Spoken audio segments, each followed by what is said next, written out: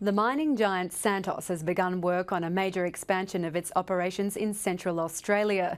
The $100 million program at the Mereenie oil and gas field will enable the company to double its oil production and ramp up gas. And it's local Indigenous people who are snapping up the jobs generated by the expansion. Gail Liston reports.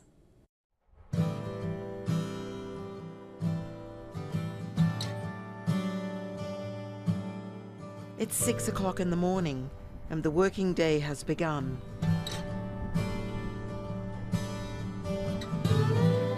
There's no sleeping in for these men. After the allocation of jobs, they'll head out to the field for 12 hours, finishing just in time for the dinner bell at 6 o'clock.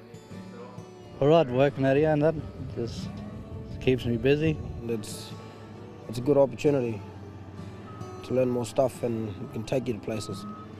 These construction workers are employed at the Mereenie oil and gas field near Kings Canyon, 300 kilometres southwest of Alice Springs. At a time when most miners are putting the handbrake on expansion, Santos is investing $100 million in its Mereenie operation. Santos has been in Mereenie since '93 and we've held this asset for a long time and we've slowly invested over time. The company plans to drill 8 wells in the first stage of the development to ramp up its oil and gas operation. The goal is to increase gas production and up the oil rate from 620 barrels a day to about 1,300.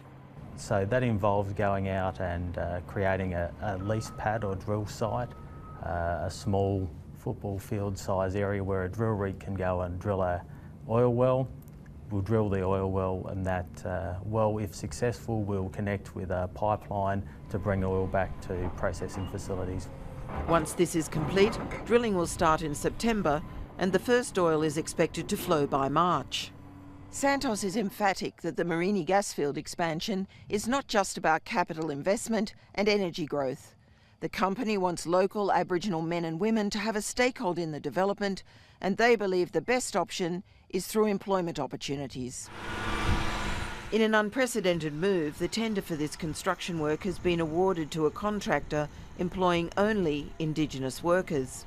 It's our philosophy that we want to improve and work with the communities in which we're working.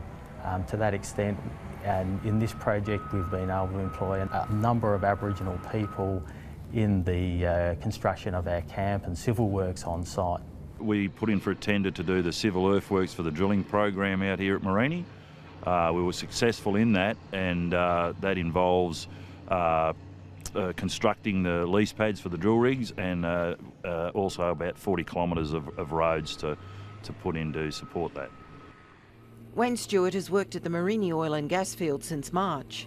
He has earned his ticket to operate heavy equipment and is proud of it. Yeah, it's all right. Yeah, it keeps me busy all day. Driving machines and other work with the construction, the new buildings and camp area and that.